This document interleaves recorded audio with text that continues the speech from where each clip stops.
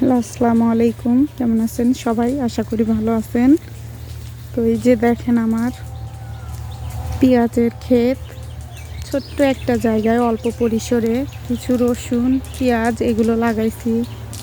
এই যে আমার সাইড দিয়ে টমেটো গাছ, কি সুন্দর টমেটো ধরে আছে।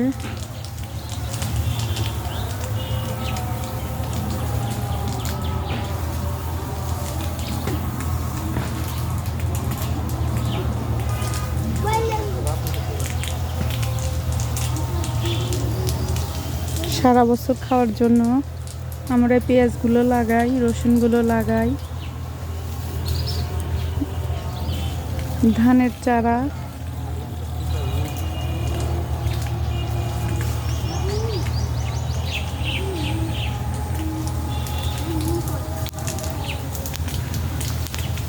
ভিডিওটা ভালো লাগলে লাইক কমেন্টস করবেন।